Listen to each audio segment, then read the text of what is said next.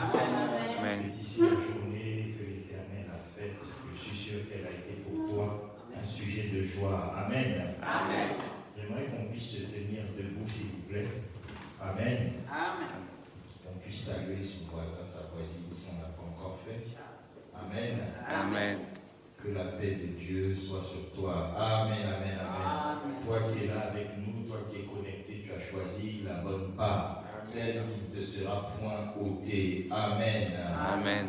Avant d'entrer en prière, j'aimerais lire un passage dans Jérémie 10 au verset 6. Jérémie chapitre 10 au verset 6. La parole de Dieu nous dit, en parlant de notre Dieu, « Nul n'est semblable à toi, ô Éternel. Tu es grand et ton nom est grand par ta puissance.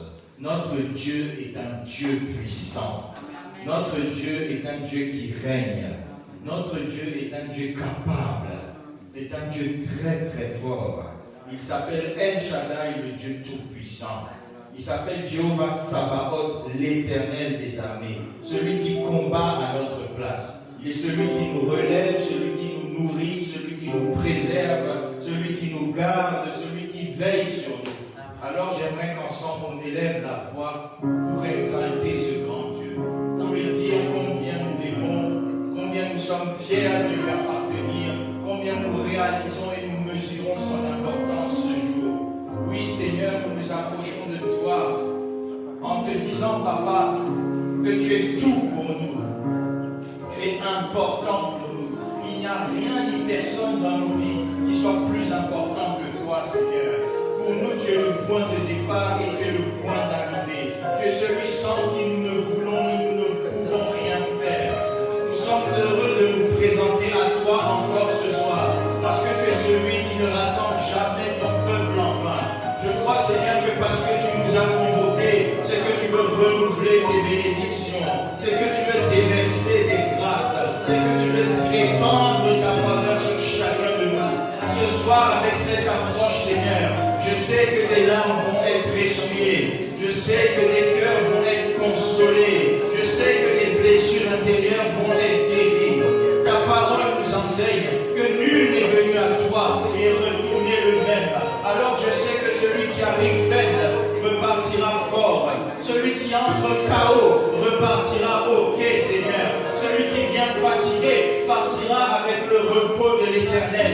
Celui qui arrive avec des troubles recevra le shalom de Dieu, la paix qui surpasse toute intelligence, la paix qui étouffe nos inquiétudes, la paix qui étouffe nos craintes, la paix qui terrasse nos soucis, la paix qui brise l'adversité. Oui Seigneur, heureux celui que tu choisis et que tu admets dans ta présence pour le faire demeurer dans tes parvis.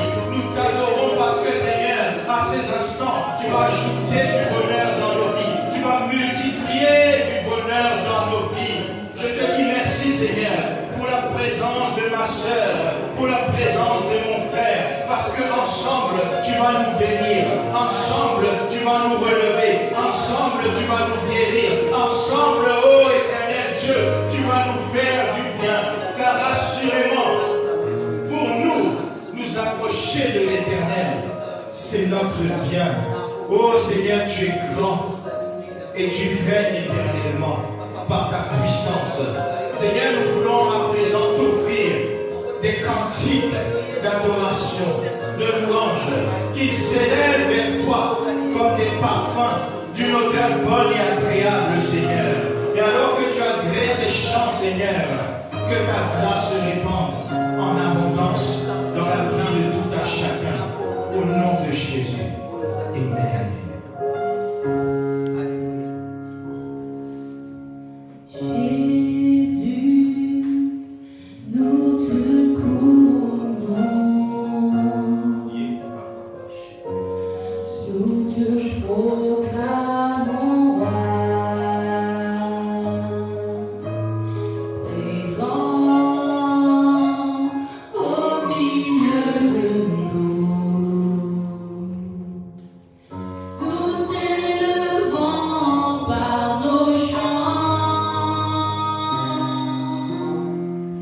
Nous t'adorons et nous t'exaltons.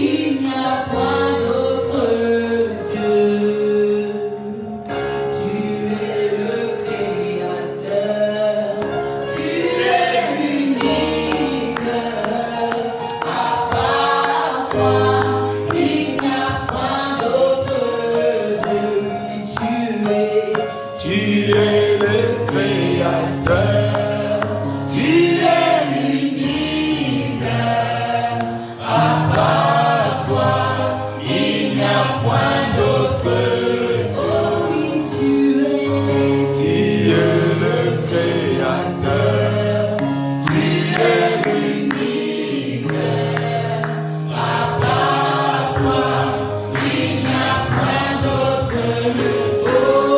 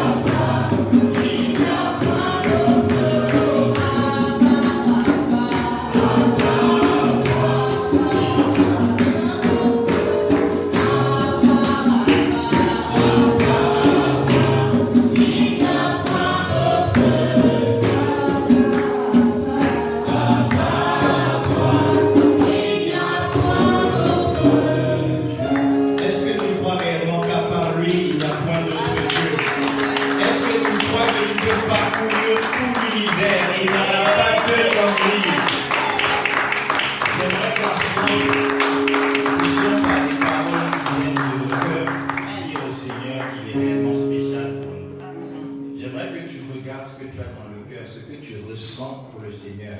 Tu vas faire une déclaration envers ton Seigneur. Tu vas lui dire combien il est important pour toi, combien il est merveilleux pour toi, combien il est glorieux pour toi, combien tu l'aimes, combien tu es reconnaissant. Tu vas l'élever au-dessus de tout et ça sera tes paroles d'adoration. La Bible nous dit que c'est de l'abondance du cœur que la bouche parle. Alors je veux que ton cœur abonde en paroles d'adoration vers ton Dieu, ce qu'il est pour toi. Élève la voix, ne calcule personne autour de toi, considère que tu es seul en face de ton Créateur. Oh oui Seigneur, dans ta présence, plus rien n'importe. Seigneur, je t'aime plus que tout. Seigneur, je suis fier de proclamer que j'appartiens à Jésus-Christ. Je suis fier de dire qu'à part toi, il n'y a point d'autre Dieu, Seigneur. Il y a des marabouts, ils ne sont pas Dieu. Il y a des divinités, elles ne sont pas Dieu. Toi seul étais depuis le commencement et toi seul subsiste jusqu'à ce jour. Personne ne peut expliquer, Seigneur, comment tu as créé l'univers, comment par ta seule sagesse, tu as tout réglé avec droiture. Tu as tout réglé avec précision. Je t'élève et je t'adore parce que ta sagesse est au-dessus de toute science. Ton intelligence est sans égale. Ta beauté est sans égale, Seigneur. Je t'adore parce que tu es parfaitement adorable. Dans la grandeur, tu es l'alpha. Tu es le premier, Seigneur. Tu es plus grand que nos défis. Tu es plus grand que nos montagnes. Tu es plus grand, Seigneur, que nos problèmes.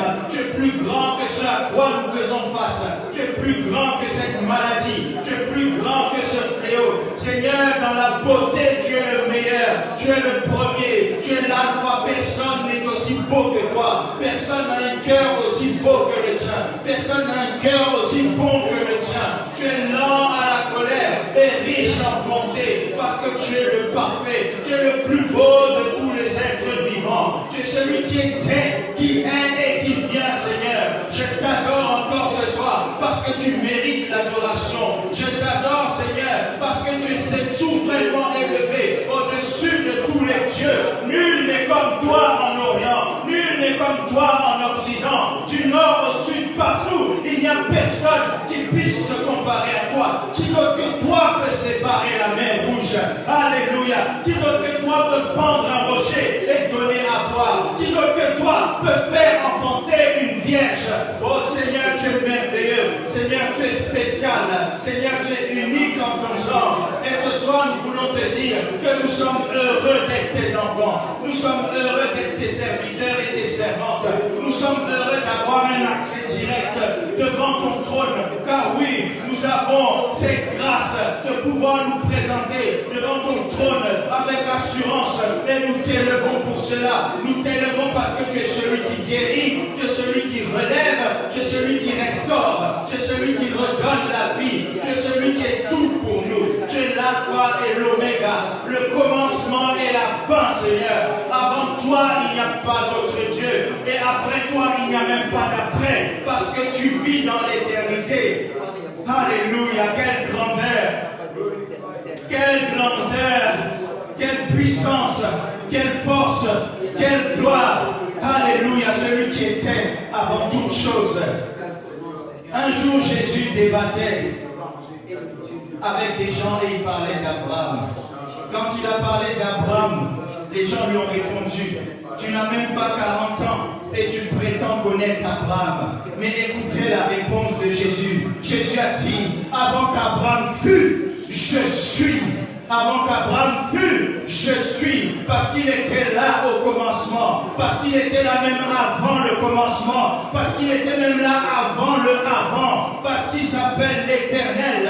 Il s'appelle l'Ancien des temps. Le problème que tu vis aujourd'hui, Jésus l'a déjà géré dans le passé. Le souci auquel tu fais face aujourd'hui, Jésus l'a déjà traité par le passé. Il est le Dieu qui règle en avance les problèmes que tu vas rencontrer dans le futur.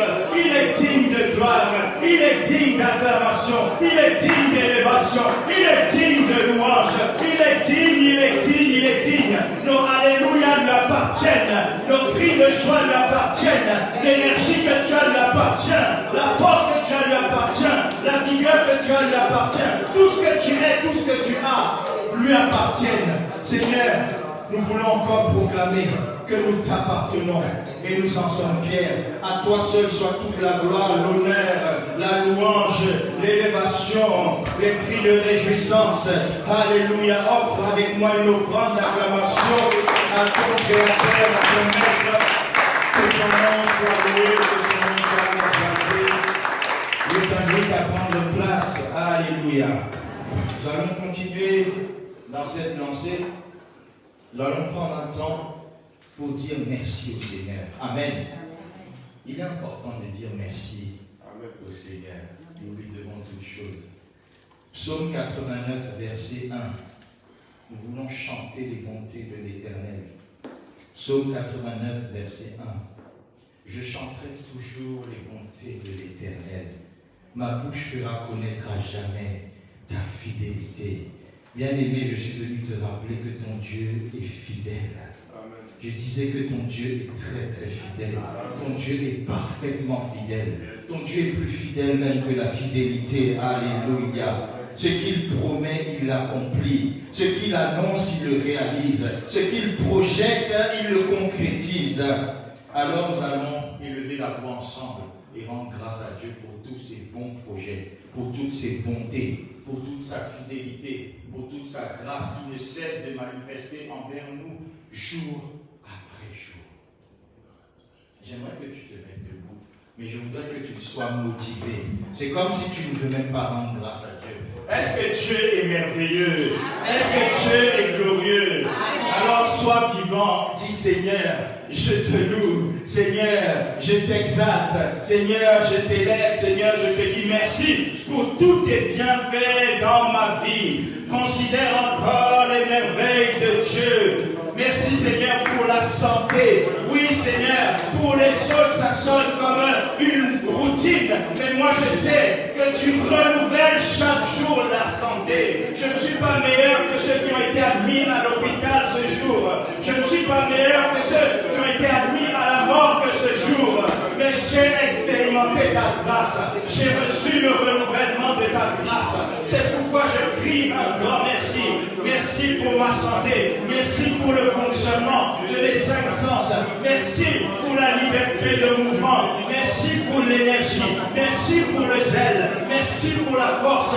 Merci pour la vigueur. Si j'ai travaillé aujourd'hui, c'est parce que tu m'as donné un travail.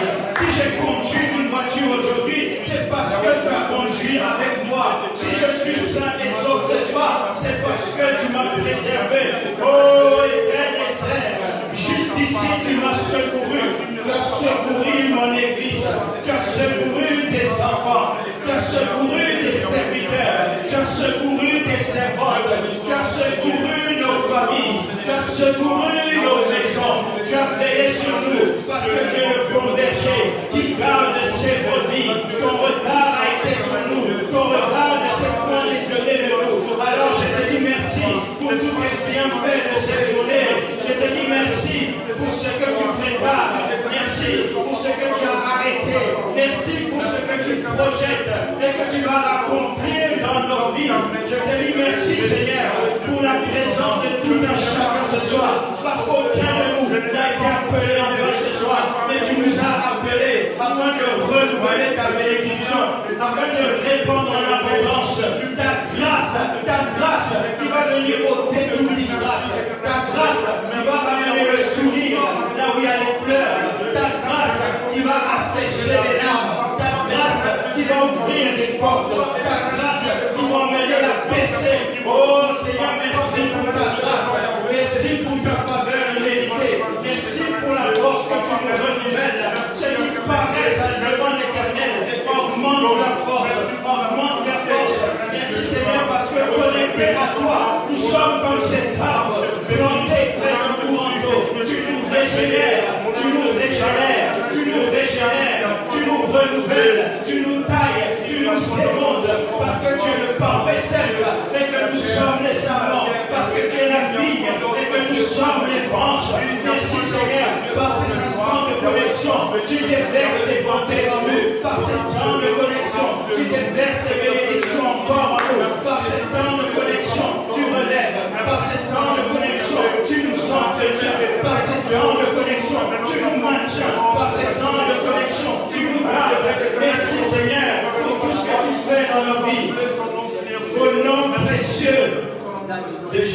Jésus-Christ, nous avons ainsi prié. Ce mois a été déclaré le mois des signes et des merveilles. Je pensais que tu allais dire un amen, dire les signes et les merveilles. Laisse-moi te dire, les signes et les merveilles ne sont pas seulement une promesse biblique, mais c'est une réalité que l'on va voir dans ta vie. Je sais, c'est une réalité que l'on voit déjà dans ta vie.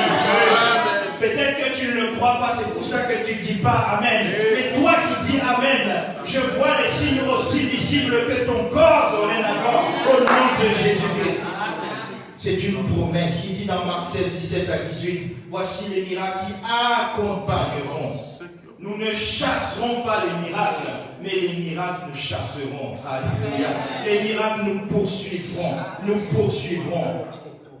Ils chasseront les démons. Ils parleront de nouvelles langues. Ils saisiront des serpents. S'ils boivent quelques breuvages mortels, il ne leur fera point de mal. Ils imposeront les mains aux malades et les malades seront guéris. Quel héritage, quel package de signes et merveilles. Marc 16, 17 à 18. Ce sont les miracles qui accompagneront ceux qui auront cru. Est-ce qu'il y a quelqu'un qui a cru ce soir? Amen. Dis Amen, dis que quelqu'un qui a cru ce soir. Alors nous allons prier, nous allons dire Seigneur, parce que je crois, pas parce que nous croyons, mais je viens dire parce que moi je crois. La foi est individuelle. Parce que je crois, je ne sais pas ce qui va advenir chez mon voisin ou ma voisine, mais parce que je crois que les signes et les merveilles m'accompagnent dans chaque domaine de ma vie, au nom de Jésus. Oui Seigneur, parce que je crois, j'ai foi en toi, j'ai confiance en toi, je m'appuie sur toi, je compte sur toi, que les signes et les merveilles commencent à se manifester avec force dans ma vie. Je veux voir des merveilles dans tout aspect de ma vie, parce que je crois au Dieu merveilleux, je crois au Dieu admirable, je crois au Dieu glorieux. Que les merveilles soient mon partage, que les merveilles soient mon partage.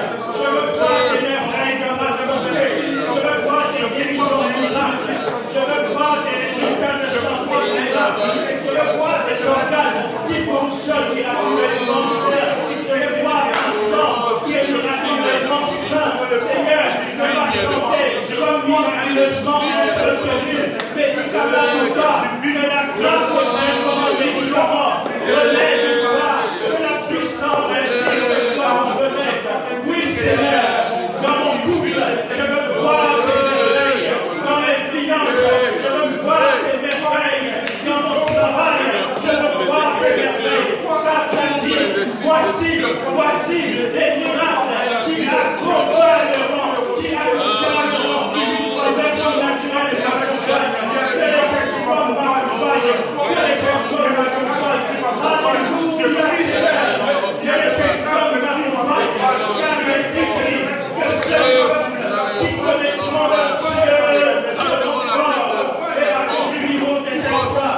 Je veux un exploit dans mon vie ce soir, que la lumière cet exploit, libère-moi cet exploit, donne-moi l'exploit qui me manque, donne-moi l'exploit qui me manque, je veux saisir les exploits. Seigneur, peu importe les limites, que le Dieu des exploits, le genre des barrières, c'est le Dieu des exploits, peu importe les oppositions, c'est le Dieu des exploits, les regards seront terrassés, la mer rouge sera traversée, le Jourdain sera asséché, les commencés seront arrachés, oh, lève la machine, les exploits sont là-bas, oh, les exploits en cascade, les exploits en cascade, les exploits en série, les exploits en gros, dis bien Seigneur, un déversement de mon Dieu, c'est quoi dans la vie de toute personne qui se confie en toi.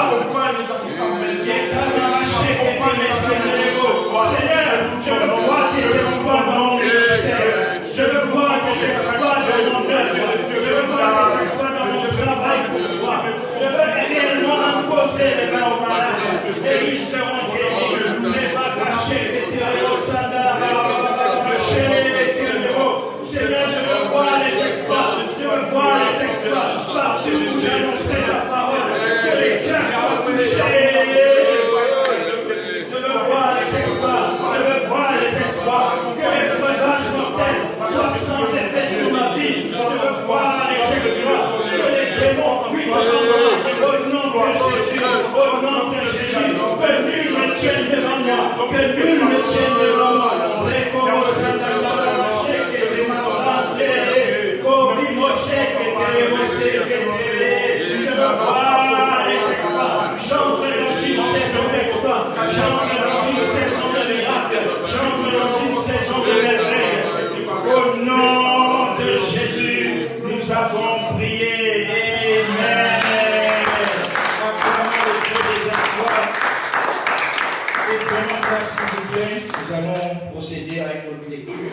Amen. Amen.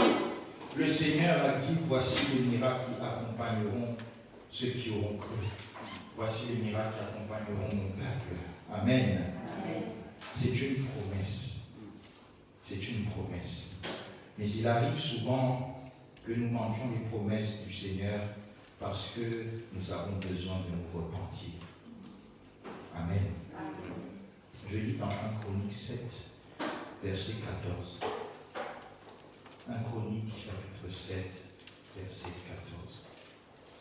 Si mon peuple, sur qui est invoqué mon nom, s'humilie, prie et cherche ma face, et s'il se détourne de ses mauvaises voies, je l'exaucerai des cieux, je lui pardonnerai son péché et je guérirai son pays. Bien-aimé, l'Église du temps de la fin, au lieu d'être aussi puissante que l'Église primitive, est une Église qui contient encore trop de tâches, trop de rites et trop de choses semblables. Alors ce soir, nous allons prier, nous allons faire une prière de repentance pour nous-mêmes et pour l'ensemble du corps de Christ. Amen. Amen. Nous allons dire, Seigneur, nous nous repentons de nos mauvaises voies.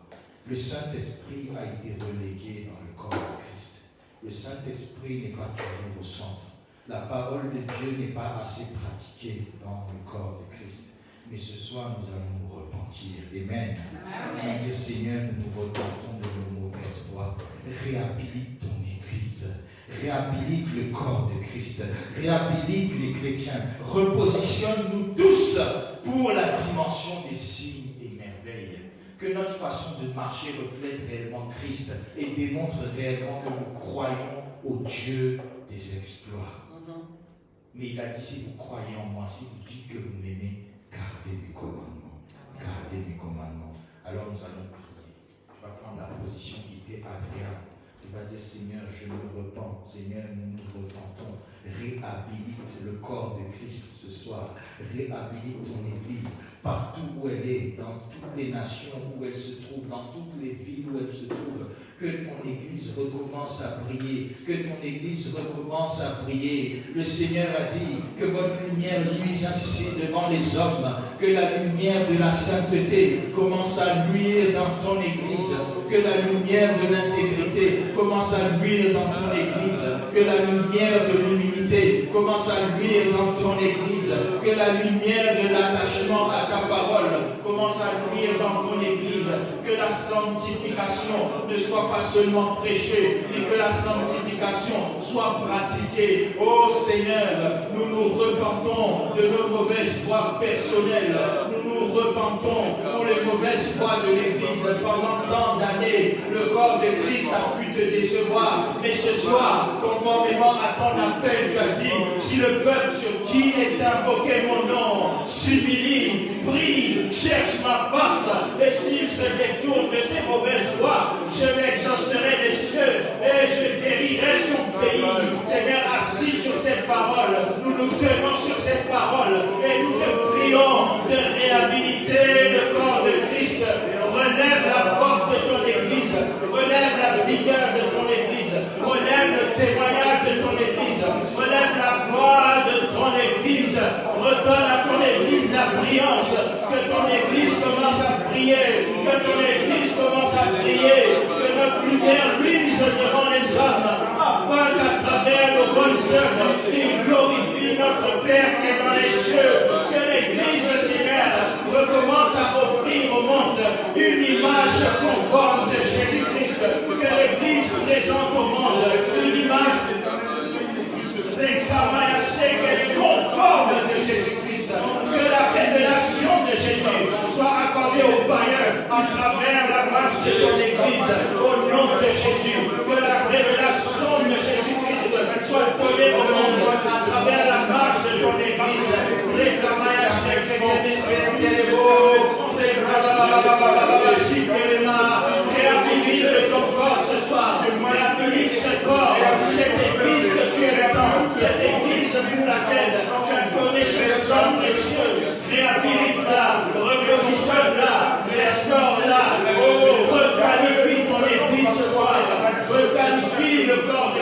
soir, afin qu'au travers de l'Église, on puisse réellement manifester la puissance qui nous est promise, manifester les signes et merveilles qui nous sont promis. Réhabilite-nous, Seigneur, réhabilite-nous. Nous refusons des œuvres des chrétiens sans démontrer les œuvres de la chrétienté. Oh, les macassés et les vachés, les bravachis et les massacres, réhabilite-nous ce soir, réhabilite ton Église, réhabilite, touche les cœurs maintenant, partout où il y a un besoin de repentance, touche les cœurs maintenant. Saint-Esprit, accomplis ton œuvre, car tu convaincs le monde de péché, de justice et de jugement. C'est toi qui convaincs, c'est toi qui convaincs, que les cœurs soient touchés maintenant même, que les repentances sincères s'amorcent maintenant même.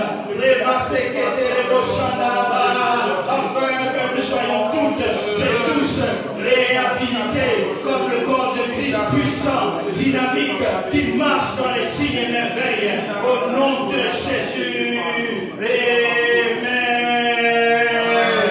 Amen.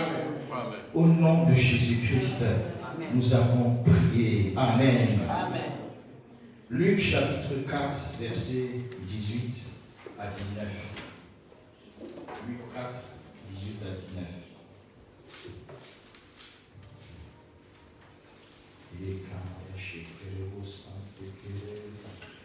L'Esprit du Seigneur est sur moi, parce qu'il m'a oint pour annoncer une bonne nouvelle aux pauvres. Il m'a envoyé pour guérir ceux qui ont le cœur brisé, pour proclamer aux captifs la délivrance et aux aveugles le recouvrement de la vue, pour envoyer libres les opprimés, pour publier une année de grâce du Seigneur. Amen. Amen. L'Esprit du Seigneur est sur moi. Le Saint-Esprit est sur moi. L'Esprit de la résurrection est sur moi. L'Esprit des signes et merveilles est sur moi. L'Esprit qui a terrassé Satan au ciel sur terre et sous terre est sur moi. L'Esprit qui fait trembler l'enfer est sur moi. Je disais, l'Esprit qui fait trembler les démons est sur toi. L'Esprit qui fait trembler l'enfer est sur toi. L'Esprit des signes et merveilles. Jésus l'a manifesté ici dans Luc 4, 18 à 19, parce qu'il a été revêtu de la puissance de l'Esprit. Après un temps de jeûne comme toi et moi, la Bible nous dit Jésus revêtu de la puissance de l'Esprit. Jésus revêtu de la puissance de l'Esprit. Alors nous aussi, nous allons faire tout simplement cette prière. Père, revêt-moi de la puissance de l'Esprit. Revêt-moi de la puissance de l'Esprit. Que tout ce que le Saint-Esprit sait faire, qu'il commence à le faire par moi. Ah, je croyais que tu allais dire Amen. Amen. Toutes les merveilles que le Saint-Esprit a opérées dans le livre des Actes des Apôtres, qu'on commence à le lire dans le livre de ta vie à toi, au nom de Jésus-Christ. Alors prie avec moi, Père, revêt-moi de la puissance de l'Esprit pour les signes et merveilles. Pour les signes et merveilles. Oui, Seigneur, moi et les enfants que tu m'as donnés, nous sommes des signes et des merveilles. Selon Ésaïe 8, 18, des signes et des merveilles. Des signes et des merveilles. Oh, Seigneur, pour cela, j'ai besoin d'être revêtu de la puissance de l'Esprit. Alors, Seigneur, revenez-nous ce soir de la puissance de l'Esprit. Papa, revenez-nous ce soir de la puissance de l'Esprit. Oh, Yahweh, revenez-nous ce soir de la puissance de l'Esprit. Yahweh, revenez-nous ce soir de la puissance de l'Esprit. Saint-Esprit, revenez-nous de ta puissance. Esprit de guérison, revenez-nous de ta puissance. Esprit de résurrection, revenez-nous de ta puissance. Esprit de discernement, revenez-nous de ta puissance. Esprit d'amour, revenez-nous de ta puissance. Esprit de force, revenez-nous de ta puissance. Esprit de sagesse, revenez-nous de ta puissance. Esprit de connaissance et d'intelligence, revenez-nous de ta puissance.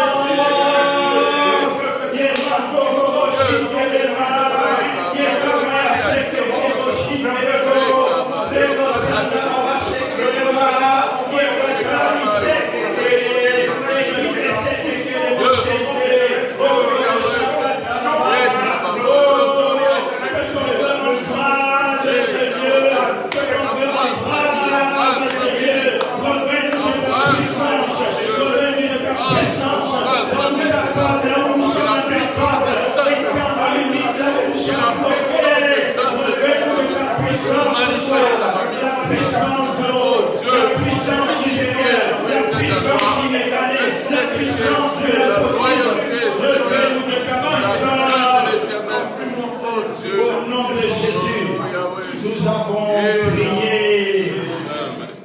Parfois, il se peut qu'il y ait en nous, dans nos vies, des choses qui bloquent, des choses que nous appelons des forteresses, des hauteurs, qui nous empêchent de manifester les signes et merveilles selon l'ordre que Dieu voudrait qu'on les manifeste.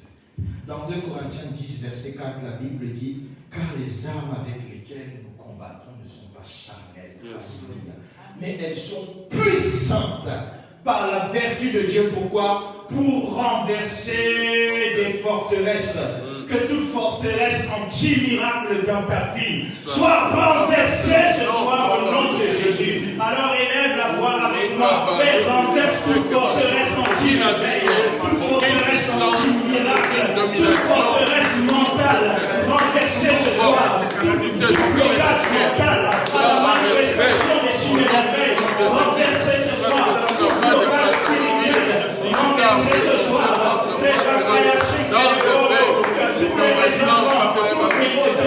qui s'élève contre la manifestation des merveilles de Dieu dans ta vie, soit renversé, que ces forteresses prennent feu, que ces forteresses prennent feu, que Christ souffle sa grâce sur ces forteresses, que brûlant insulte ces forteresses, au nom de Jésus, toute forteresse qui t'empêche de marcher dans la vie des merveilles, elle est renversée ce soir, elle est renversée ce soir.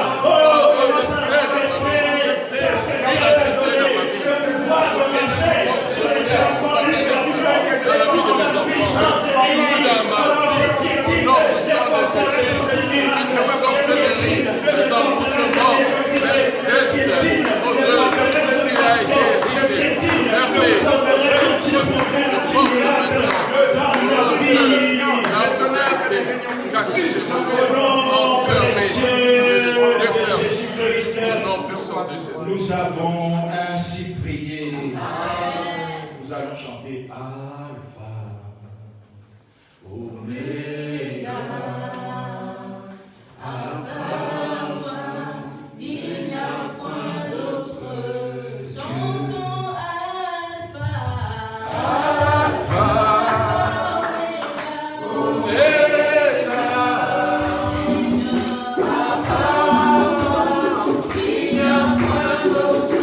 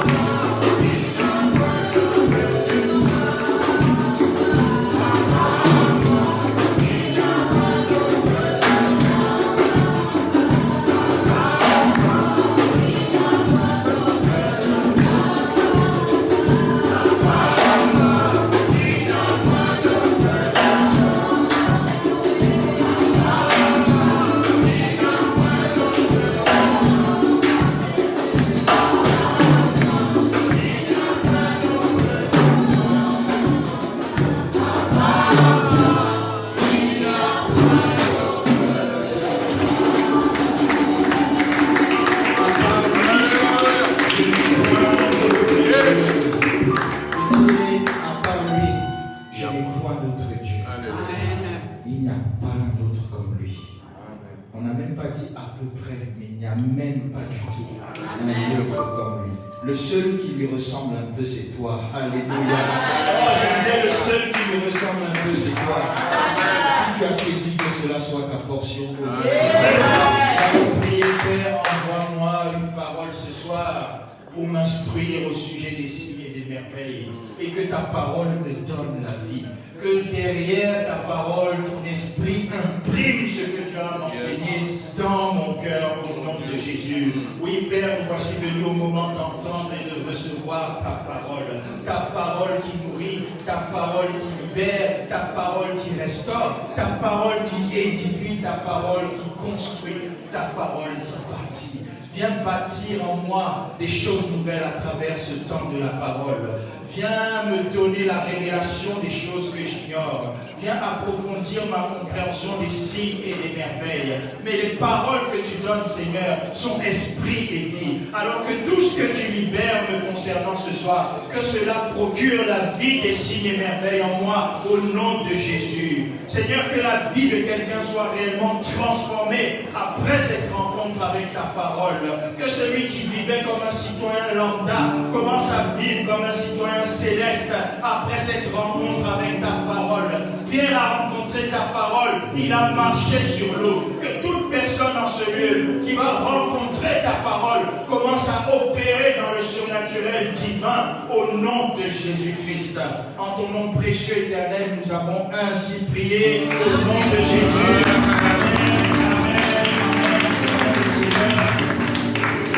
Place, s'il vous plaît. Amen. Je suis racheté pour les signes et merveilles. Amen.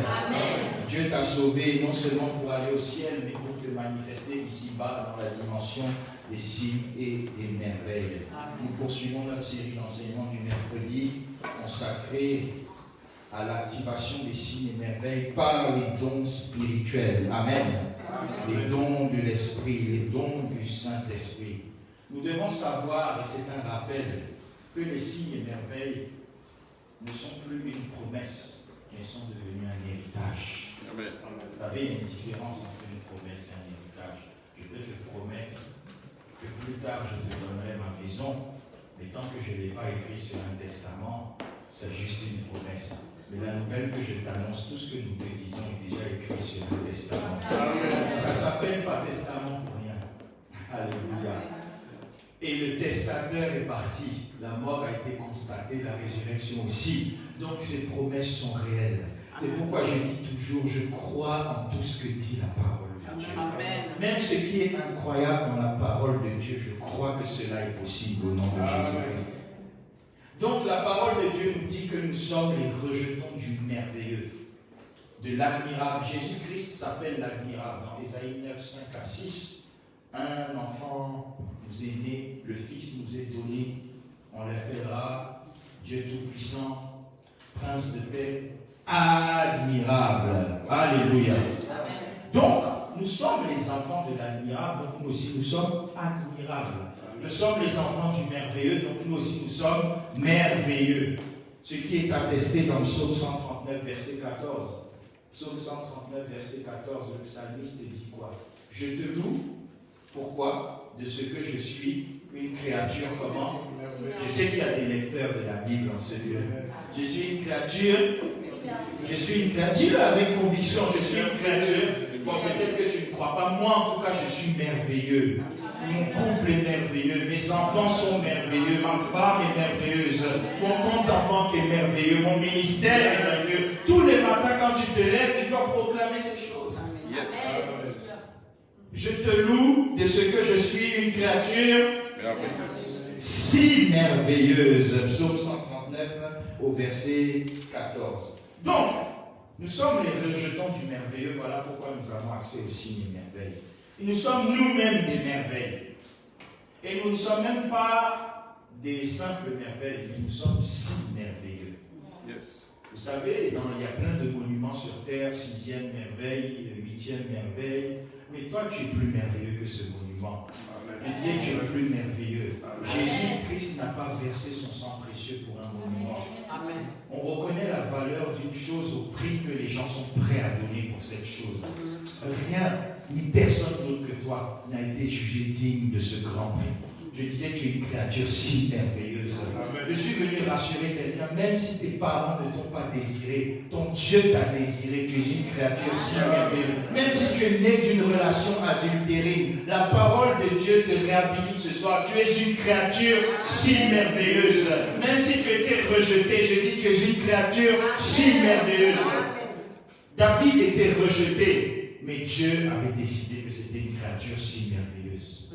Ses parents ne le calculaient même pas, mais Dieu l'avait calculé. Peu importe là où on t'a méprisé, ton Dieu ne t'a pas méprisé. Peu importe là où on t'a oublié, je dis, ton Dieu ne t'a pas oublié. Alors maintenant que tu es rassuré, dis avec moi, je suis une créature si merveilleuse. Ça s'améliore, mais c'est encore timide. Je veux que tu crois ça. Amen. Comme on l'a vu dimanche, ne laisse pas les gens te qualifier, laisse la parole de Dieu te qualifier. Amen. On t'a dit que tu es un raté à l'école, tu dis non, moi je suis si merveilleux. Amen. C'est ceux qui ont dit que tu es raté qui sont des ratés. Je disais, toute personne qui t'a traité de raté, c'est elle qui est ratée. Parce que toi, tu es une créature si merveilleuse. Amen. Que la parole de Dieu commence à réhabiliter ton estime de toi-même au nom de Jésus-Christ. Nous avons accès aux merveilles parce que nous sommes qualifiés pour des projets de paix et de bonheur. Jérémie 29, verset 11. Car je connais les projets que j'ai formés pour vous. Ce sont des projets de paix et non de malheur, afin de vous donner un avenir et de l'espérance. Signes et merveilles. Et surtout, Marc 16, que nous avons lu tout à l'heure dans la prière, Dieu a ordonné aux merveilles de nous accompagner. Amen. Dieu a ordonné aux merveilles de nous accompagner. Donc partout où tu vas, les merveilles t'accompagnent. Il y a quelqu'un qui ne comprend pas. Si tu vas dans un hôpital, les merveilles de la guérison t'accompagnent. Si tu vas dans une morgue, les merveilles de la résurrection t'accompagnent. Si tu vas voir un couple près de divorcer, les merveilles de la réconciliation t'accompagneront. C'est-à-dire tu es accompagné de tout ce package qui fait que tu vas changer les situations. Les situations ont peur de toi, mon bien-aimé, au nom de Jésus-Christ. Je vois les miracles accompagner quelqu'un ce soir au nom de Jésus-Christ. Donc nous avons des promesses. Je vais aller rapidement sur cet aspect. Nous avons aussi un héritage. Mais nous devons grandir. Galates chapitre 4, verset 1 nous dit: aussi longtemps que l'héritier est un enfant, il ne diffère en rien de l'esclave. Alors qu'il est maître de tout, il ne possède rien. Beaucoup de chrétiens sont dans cette situation, des héritiers qui s'ignorent. Nous devons grandir, nous devons arriver dans la maturité, ne pas rester des enfants, mais devenir des fils. Alléluia. Amen. C'est-à-dire accéder à la maturité, passer de l'enfance à la maturité. Et l'une des choses qui va nous faire passer à la maturité, c'est bien cette série d'enseignements que nous développons, de comprendre que sans le Saint-Esprit, sans les dons du Saint-Esprit, les signes et merveilles, tu vas les saluer de très loin. Il ne suffit pas d'être chrétien, et même te choquer, il ne suffit pas d'être sauvé. Ton nom peut être inscrit dans le livre de la vie, mais tu ne feras aucune merveille sur la terre. Vous connaissez l'histoire de Lazare, le pauvre, pas Lazare que Jésus a ressuscité, l'autre Lazare. D'ailleurs, on ne connaît même pas son nom de famille, on l'appelle Lazare le pauvre. Vous connaissez son histoire. Il a été sauvé, oui ou non? Il était où? Il était dans le sein d'Abraham, mais sur la terre, il a galéré. Tu peux être sauvé, ton nom peut être inscrit dans le livre de vie avec l'encre indélébile, le sang de Jésus, mais si tu ne fais pas attention, tu peux saluer les signes et les merveilles de très loin. Mais je sais que personne dans cette assemblée, personne qui m'écoute à cet instant ne passera à côté de ces merveilles au nom de Jésus-Christ. Donc nous devons comprendre que sans les dons spirituels, on ne peut pas faire de signes et merveilles. En d'autres termes, les signes et merveilles, le surnaturel, ce n'est pas automatiquement attaché à ton identité d'enfant de Christ. Ce n'est pas automatique. Il faut les dons spirituels. Voilà pourquoi certains n'arrivent jamais à chasser même une migraine. Il faut les dons spirituels. Il faut les dons spirituels. Pourquoi? Parce que les dons du Saint-Esprit dynamisent la vie chrétienne. Un chrétien qui ne manifeste pas les dons spirituels C'est comme, je ne sais pas moi, un lion qui ne sait pas aboyer, qui ne sait pas rugir, pardon. Donc tu as toute l'apparence. Quand on te regarde de loin, ah non, celui-là vraiment crache le feu. Mais devant une migraine, c'est des complications. Vous savez, même le rapport des chrétiens par rapport à ces virus révèle notre niveau de foi quelque part. Il y a des gens qui refusent de venir à l'église jusqu'aujourd'hui. Ne le prends pas mal si tu me regardes par Facebook, c'est la vérité. Des gens qui refusent de venir à l'église jusqu'aujourd'hui parce qu'ils ont peur d'un virus. Ils sont où les signes et merveilles? Alléluia. Amen. Quand tu vas à l'église, le Dieu qui t'a convoqué à l'église, il va chasser cette maladie. Amen. Et même si par hasard elle frappait à ta porte, il y a des portes où on ne frappe pas, bien aimé. Il y a des endroits où tu mets seulement la tête, on te coupe. C'est pourquoi tout virus qui mettra même la tête dans ta vie sera décapité à l'instant même au nom de Jésus-Christ. Le Dieu que nous servons, je dis toujours, il a terrassé le corona dragon. Ce n'est pas le coronavirus qui ne peut pas terrasser. Oh, tu dis même pas amen. Donc tu hésites. Bon, je parle à quelqu'un qui est ordonné pour les signes et merveilles. Les dons du Saint-Esprit rendent le possible l'impossible. Refusons la chrétienté sans les dons du Saint-Esprit, ça serait une chrétienté de frustration. Aller à l'église tous les dimanches, tous les mercredis, même pas une petite merveille, tu risques de devenir frustré, un jour même commettre un péché qui sera dangereux. Non. Moi, je refuse une vie chrétienne de frustration. Il doit arriver une dimension où tu n'as plus besoin qu'on te pose la question si tu es chrétien, mais par rapport à ta manière de vivre, on sent que lui, il est chrétien. Par rapport à la manière dont tes enfants sont allés à l'école, n'ont rien attrapé, on sent que tu es chrétien. Par rapport aux rapports médicaux qui changent, on sent que tu es chrétien. Amen. Les dons du Saint-Esprit nous permettent de glorifier Dieu de manière concrète. Pas seulement par du blabla, mais de manière concrète. Quelqu'un a dit, montre-moi la foi sans les œuvres. Moi, je te démontrerai ma foi par les œuvres. Amen.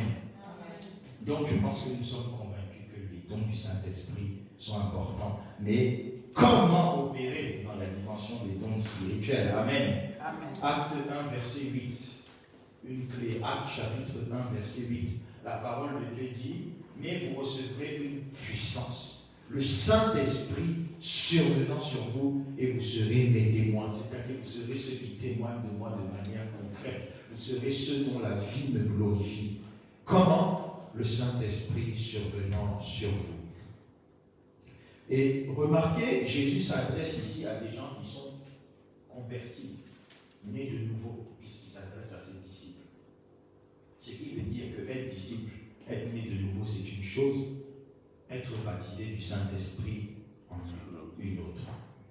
C'est pourquoi celui qui veut opérer dans la dimension des dons spirituels doit passer par ce que moi j'appelle le processus en 3 phases. Premièrement, la nouvelle naissance.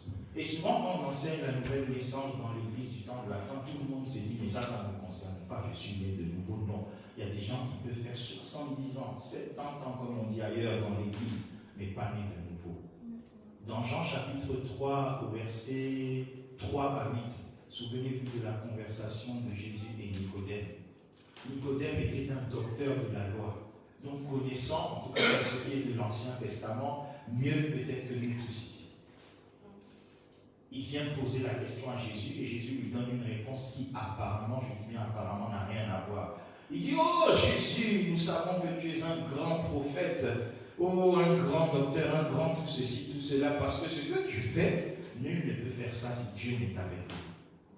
Mais écoutez la réponse de Jésus. En vérité, je te le dis, si tu es né de nouveau, tu ne peux voir le royaume de Dieu. Quel est le rapport? C'est parce que Jésus n'écoute pas la question, mais Jésus localise le besoin que nous avons. Amen. Il s'est dit, cet homme est assis ici. Cet homme est docteur de la loi, mais je sais qu'il a besoin de naître de nouveau. Donc ne te laisse pas voir par tes soi-disant années dans l'église. Quelqu'un peut arriver dans l'église depuis une semaine, être né de nouveau. Quelqu'un fait 10 ans, il n'est pas né de nouveau. Posons-nous la question, suis-je réellement né de nouveau? Amen. La nouvelle naissance, c'est un processus, c'est pas automatique, c'est pas juste parce que tu as pris un jour, Seigneur Jésus, je t'accepte, je te donne ma vie, sois mon Seigneur, sois mon Sauveur, c'est bien, mais c'est la première étape. Si demain tu as renié Jésus, reviens, non Seigneur, finalement, je t'accepte sérieusement. Amen. Amen, amen, amen, amen. Et dans la nouvelle naissance, ne faisons pas l'erreur que beaucoup font. Beaucoup acceptent Jésus comme Sauveur, comme je l'ai déjà dit il y a quelque temps, mais ils ne l'acceptent pas comme Seigneur. Sauveur, tu n'as pas le choix parce que personne ne va aller en enfer. Même Satan, s'il pouvait revenir en arrière, il le ferait, mais c'est déjà clôturé pour lui. Sauveur, tout le monde accepte Jésus comme Sauveur, c'est facile. Qui veut aller en enfer? Personne.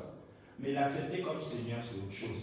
C'est pourquoi je pose cette question pour provoquer quelqu'un ce soir. Si Jésus venait nous annoncer, bon, à partir d'aujourd'hui, l'enfer est fermé, vous n'irez, il n'y a même plus de risque que vous alliez en enfer. Aimeras-tu encore Jésus?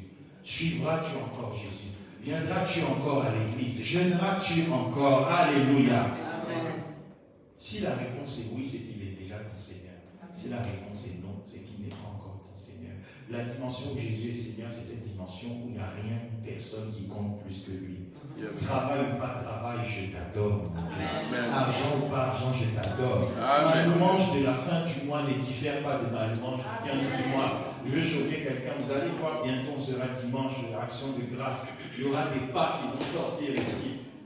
Arrive seulement au 15 du mois. Bien aimé, nous allons louer le Seigneur. Il ne sait pas que j'ai des problèmes. Non. Compte en banque plein ou pas, tu sais que ton compte au ciel est plein. Tu loues ton Dieu. Yes. Amen. Amen. Donc la nouvelle naissance, Jésus-Christ Sauveur, c'est bien, mais Jésus-Christ Seigneur. Amen. Amen. Après ça, il faut passer par le baptême. J'ai dit 3 étapes. Nouvelle naissance, ensuite le baptême. Le baptême d'eau. Jean l'a expliqué, il a dit, moi je me baptise d'eau, mais celui qui vient après moi, qui est plus grand que moi, celui dont je ne suis même pas digne de porter les souliers, de délier la courroie des chaussures, celui-là, il vous baptisera de feu et du Saint-Esprit. Donc le baptême d'abord d'eau, ensuite du Saint-Esprit et de feu. Vous lirez ça dans Matthieu 3, verset 11 et dans Luc 3, verset 16. Pour ceux qui liront bien la Bible, vous verrez qu'il peut arriver dans la parole de Dieu, il y a eu des cas où les gens ont été baptisés du Saint-Esprit sans être baptisés d'eau. C'est vrai, c'est déjà arrivé. Mais la plupart du temps, le Seigneur opère dans cet ordre-là. Et même pour Jésus-Christ, notre Seigneur, qui nous a montré le modèle des choses, ça s'est fait dans cet ordre-là. Il a été baptisé d'eau, puis il est sorti, puis le Saint-Esprit est descendu sur lui sous la forme d'une colombe. Amen. Amen. Donc, nous devons être baptisés du Saint-Esprit. La finalité de ce processus, c'est être baptisé du Saint-Esprit. C'est être revêtu de la puissance du Saint-Esprit. Ce n'est pas seulement avoir le Saint-Esprit.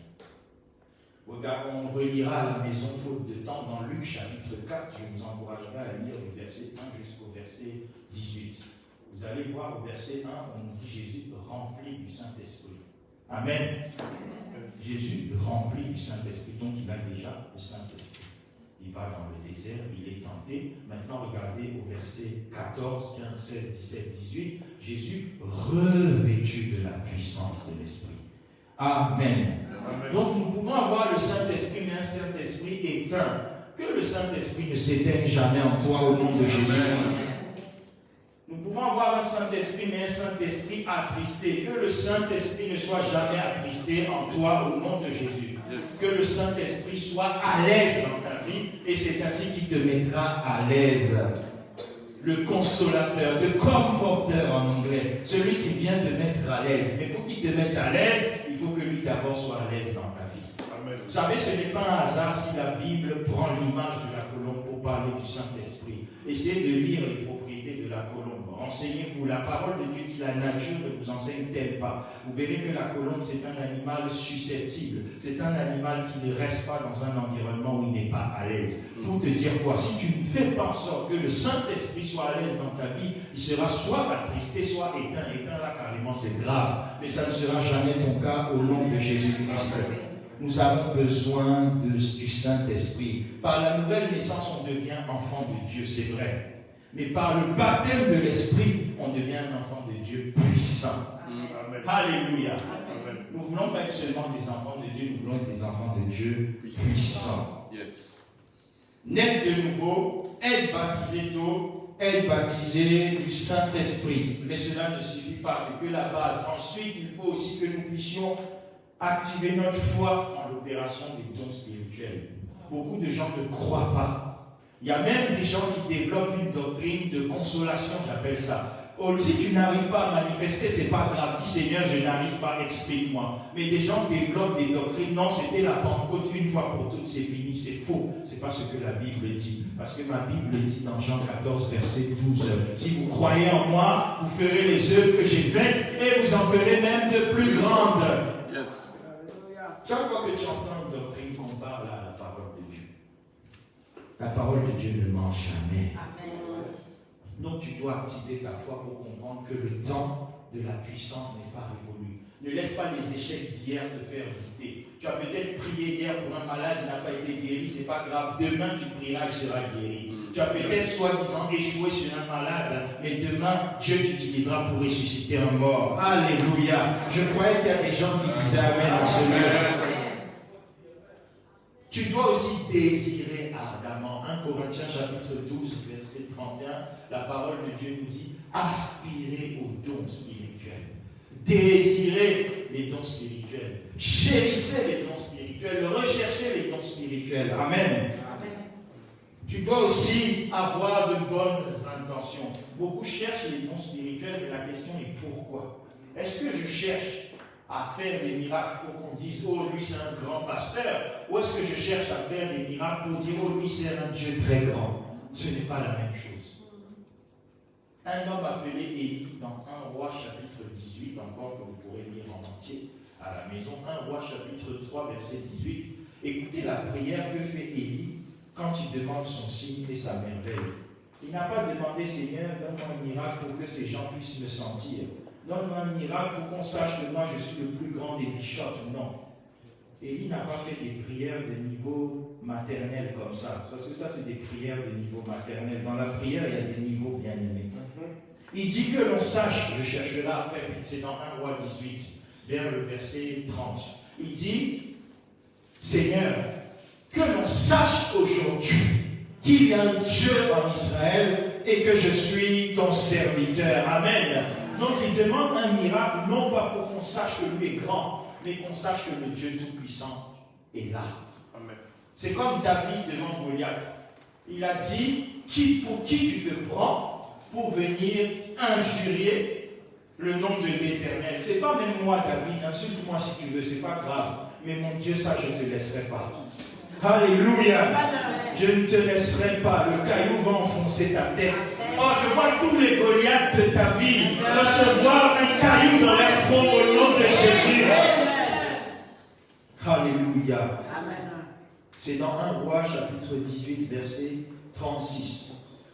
Au moment de la présentation de l'offrande, Élie le prophète s'avança et dit Éternel Dieu d'Abraham, d'Isaac et d'Israël, que l'on sache aujourd'hui que tu es Dieu en Israël, que je suis ton serviteur et que j'ai fait toutes ces choses par ta parole. Réponds-moi, Éternel, réponds-moi, afin que ce peuple reconnaisse quoi que tu es l'Éternel Dieu et que c'est toi qui ramènes leur cœur.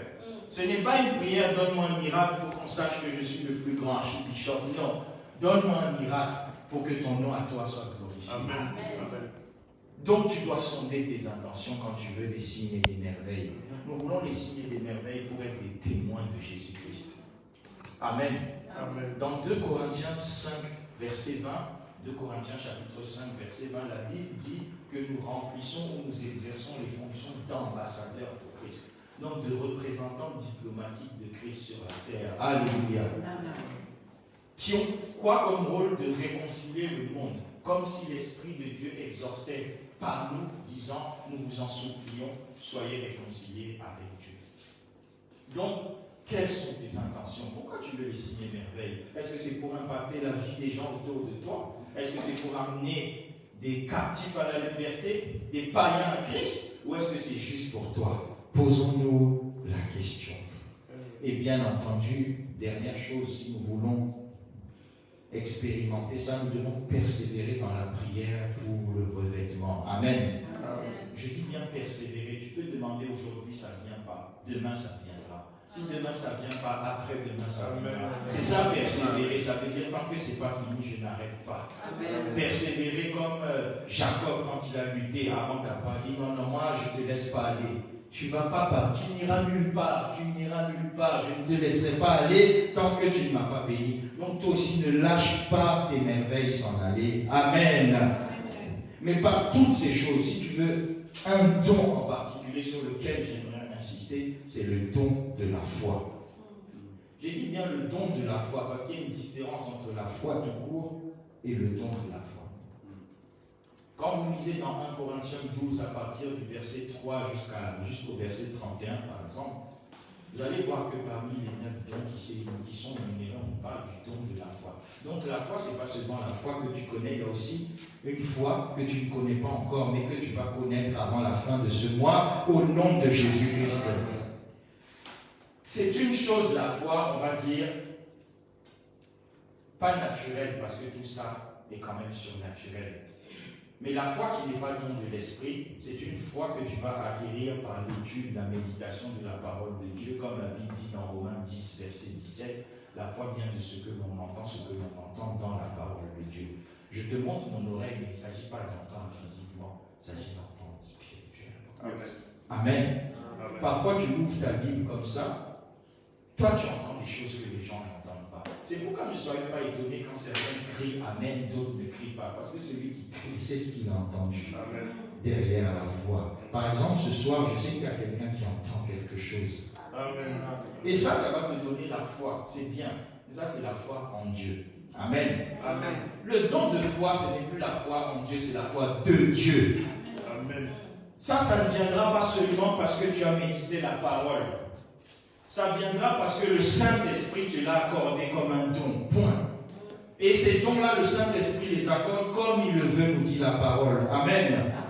Il nous le donne comme il veut. Dans 1 Corinthiens 12, verset 11. C'est le Saint-Esprit qui le communique spontanément et souverainement par l'Esprit de Dieu. Il y a une foi qui va te permettre de sauver ton âme, de marcher avec Jésus, de bien te comporter. Mais il y a un don de foi qui te permet d'opérer comme Dieu opère.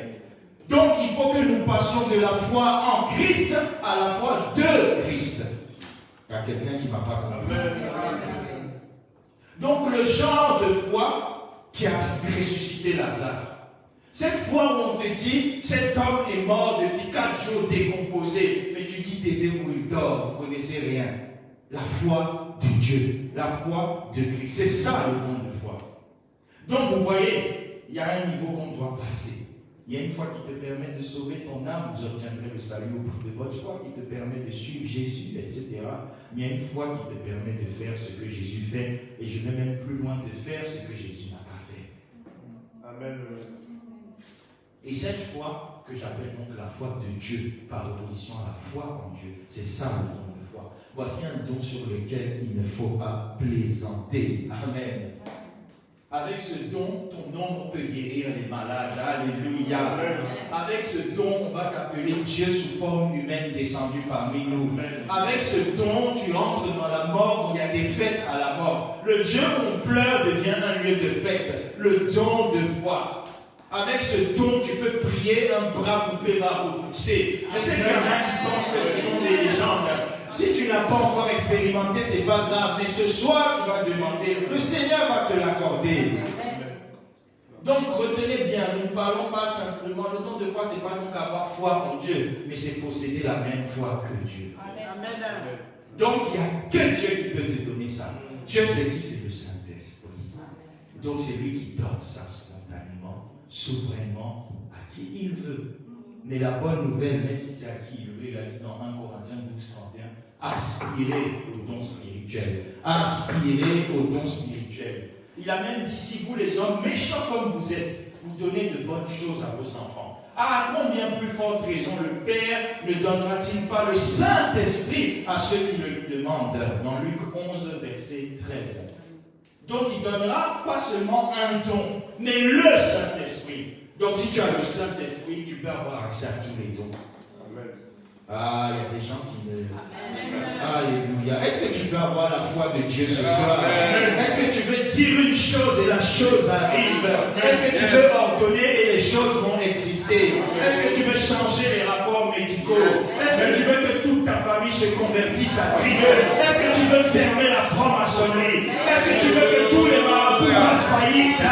Alors lève-toi, nous allons prier, nous allons activer cela par la foi. Nous allons dire, Père, alléluia, je veux être baptisé de ton esprit et de feu ce soir.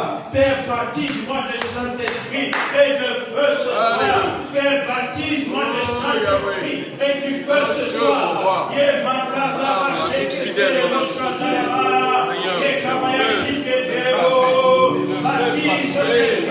Baptise quelqu'un, Saint-Esprit, sois en mouvement, baptise quelqu'un ce soir, le Saint-Esprit est un feu, que les âmes commencent à se dévier, que les dons surnaturels commencent à être dispensés,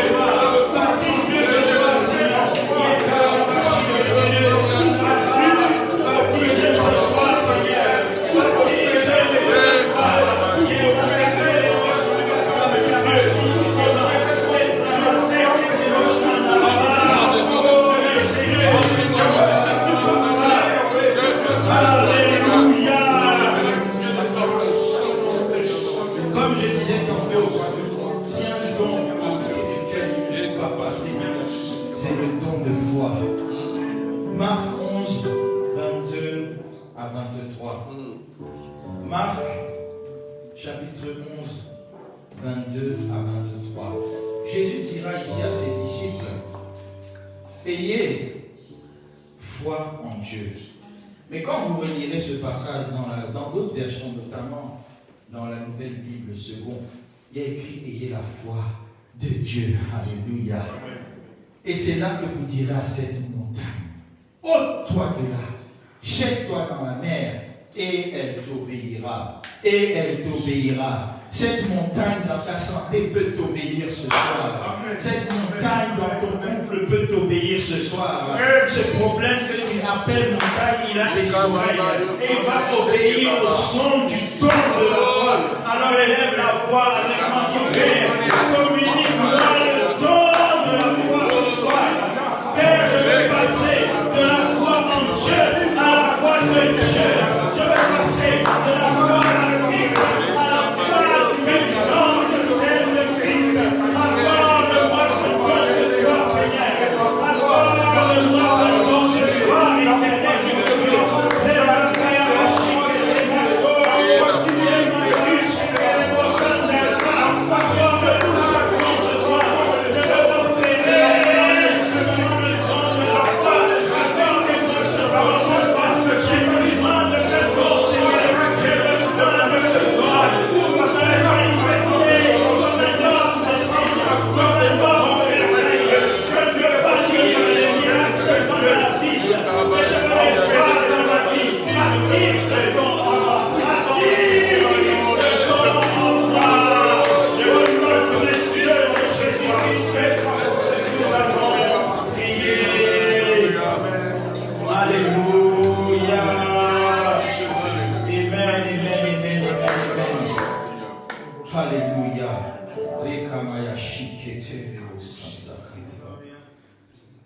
Et là, tu vas faire une dernière prière.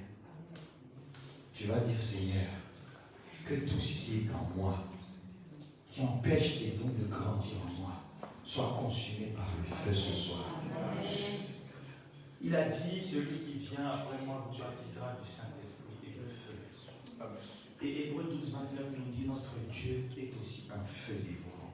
Que son feu consume tout ce qui peut empêcher ces dons de surabonder dans ta vie. Élève la voix.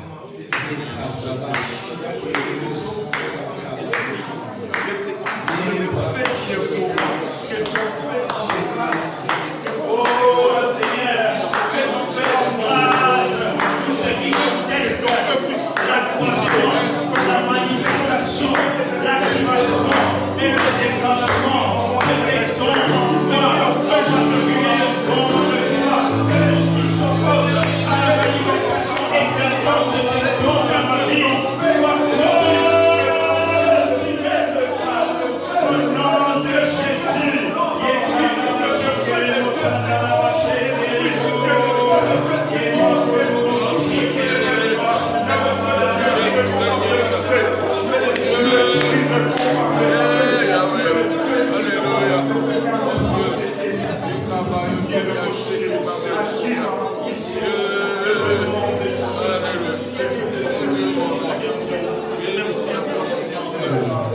Béni soit ton nom, Seigneur. Béni soit ton nom.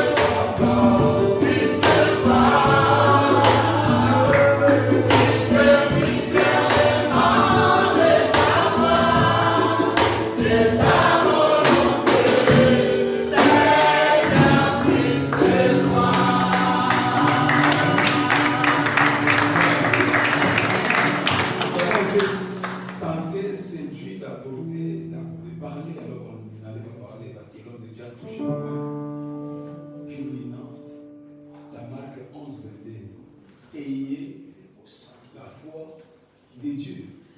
Ayez foi en Dieu. Quand beaucoup lisent ce passage, ils ont l'impression de dire ayez foi seulement en Dieu. Mais dans une version plus avancée, on dit ayez la foi de Dieu. Amen. Ayez la même foi que Dieu. Amen. Donc la même classe de la foi qu'avait Dieu. Alléluia. Et c'est sur la dimension de la foi extrême. Amen. Parce qu'il y a la foi des hommes et il y a la foi de Dieu. Amen. La foi des hommes consiste à voir avant de croire.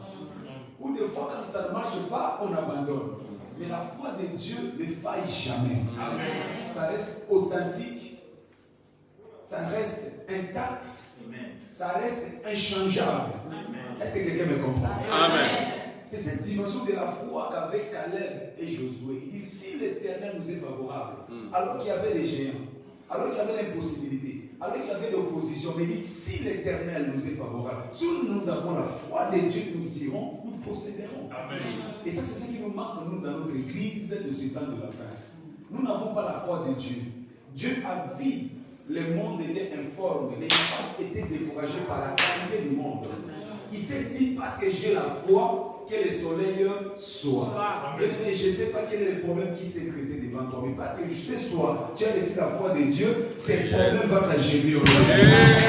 Et il est la même classe pour la foi que Dieu. Mais qu'est-ce qui nourrit cette foi? Il ne faut pas recevoir d'abord la foi, mais il faut provoquer cette foi en nous. Il y a une nourriture qui nous donne la foi de Dieu. Et c'est quoi cette nourriture? Le zèle de la maison de Dieu. Amen. David dit, le zèle de ta maison est fort. Jésus-Christ dit, le zèle de ta maison est fort. C'est pourquoi ils ont marché dans la foi de Dieu. Si nous voulons avancer, marcher dans la foi de Dieu, commençons à provoquer le zèle de la maison de Dieu. Amen. Nous allons faire une expérience. On ne peut pas avoir la foi et ne pas l'utiliser. Je veux que dimanche prochain, nous manifestons le zèle de ta maison bénévole. Je ne sais pas combien nous aujourd'hui à l'église, mais je veux que chacun de nous manifeste les zèles. Ne viens pas seul de dimanche. Parce que quand tu as les dons, on les voit par les zèles. Montre-moi ta foi. Moi, je te montre quoi? Dimanche, toute personne qui sera au culte, je veux que tu viennes avec une personne. Amen. Est-ce que tu crois que tu peux le faire? Amen. Le zèle de ta maison. Donc, en rentrant ce soir chez nous, cherche qui tu peux chercher. Dans ton lieu de travail, dans ta famille, mais prouve que le zèle de ta maison est à moi. Tu verras que tu vas commencer à déposer en toi la foi de Dieu. La foi de Dieu. Il faut provoquer la foi de Dieu. Alléluia. Amen. Vous savez, Dieu ne nous a pas choisis pour être ce que nous sommes. Il dit, c'est moi qui vous ai choisi, afin que vous alliez et que vous portiez. Qu'est-ce qui suit après? Il dit, afin que toutes choses vous demanderez la foi de Dieu. Toutes choses que vous demandez. Tu sais, tu es souvent limité dans tes prières parce que tu n'as pas encore atteint la classe de la foi de Dieu. Or, la classe de la foi de Dieu consiste tellement que le zèle de la maison de Dieu soit visible. Les maladies vont s'agérer devant toi. Je disais, la pauvreté va s'agérer devant toi. Je disais, la malédiction va finalement fléchir devant toi. Maintenant, le zèle de la maison du Seigneur. Alléluia. Donc, je sais que dimanche, nous allons mettre à l'épreuve cette foi en Dieu. Nous allons aller, nous allons gagner les âmes et nous allons les ramener. Alors tu vas lever tes mains, tu vas prier, Seigneur, donne-moi le zèle de ta maison. Que ce dimanche je ne viens pas seul, mais que je vienne avec les zèles de la foi, les zèles de la foi, que je prouve que réellement je suis rempli des zèles de la maison. Prie, mais si tu n'as jamais gagné une âme, tu le gagneras cette semaine, tu le ramèneras cette semaine. Et Dieu va commencer à te déverser les dons de la foi, les dons de la foi, les dons de la foi. La multitude de Dieu va faire croître en toi les dons de la foi. Merci Père, merci Jésus. Révèle-moi de ta puissance, révèle-moi de ta puissance, les dons de la foi, que je lance la grâce de Dieu, la grâce de la foi en Dieu. Merci Jésus. Oh puissant de Jésus-Christ, nous avons ainsi prié. Nous voulons avoir une église des membres. Nous voulons avoir une église de gagnants d'âme. La puissance de Dieu les étoiles qu'il a les gagnants d'âme. Tu sais pourquoi le Saint-Esprit est descendu chez les disciples de Jésus-Christ? Parce qu'il les a mandatés pour aller gagner les âmes. Dieu ne peut pas te donner les dons si c'est que tu ne vas pas l'utiliser. Est-ce que tu me comprends? Nous manquons les dons de Dieu parce que Dieu voit nos cœurs que nous ne sommes pas prêts à l'utiliser. Quand il te les donnera, tu vas garder, tu vas t'asseoir dessus. Tu vas commencer seulement à dormir avec. Mais quand Dieu donne les dons, il a donné à David, David est parti, Goliath était tombé. Je déclare que les Goliaths de David vont tomber. Les Goliaths de ta famille vont tomber. Les Goliaths de ton ministère vont tomber. Nous devons utiliser les dons que Dieu nous a donnés. Nous devons être une église de gagneurs d'âme, une église d'évangélistes. C'est comme ça que Dieu va continuer à nous remplir et encore et encore et encore. Tu veux que cette année on parle d'une église à Pantin qui draine des miracles. Il faut que nous puissions utiliser le nom de Dieu. Samedi, nous avons un cours que nous commençons. J'ai lancé cet appel à tout le monde. Un cours d'évangélisation. Nous voulons former des évangélistes. Des gens qui vont réellement bouger cette fois-ci en France. La France n'est pas encore sauvée. La France manque des ouvriers. Il dit, le champ est grand, mais il manque des serviteurs. Donc la France a besoin de toi, a besoin de moi. Amen. Ce samedi, nous avons un cours sur l'évangélisation. Ceux qui ont commencé avec moi le samedi, ça vous été bénis. Donc je lance peut-être, je vais m'informer. Samedi à 10h, de 10h à 11h30, nous aurons un cours d'évangélisation. Tu sens que ton cœur bouillonne pour le zèle de la maison de Dieu. Viens. Quel que soit ce que tu es, viens seulement. Nous allons avoir une formation.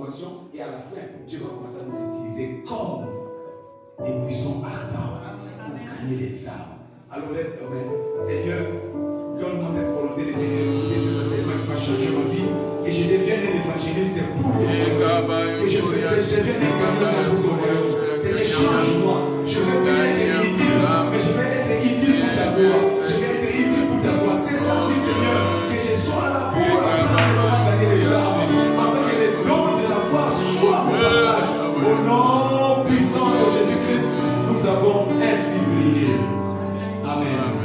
Pour finir dimanche, ça sera notre culte d'aujourd'hui. N'oublie pas ta bouteille d'une onction. Viens parce que Dieu va nous renouveler. Prépare ta bouteille d'huile, nous allons prier. Et le Saint-Esprit va te remplir avec des dons spirituels qui vont changer ta vie. Partage le bonheur. Et puis le bonheur. Et nous allons j'ai le plein pouvoir et j'ai saisi le plein pouvoir.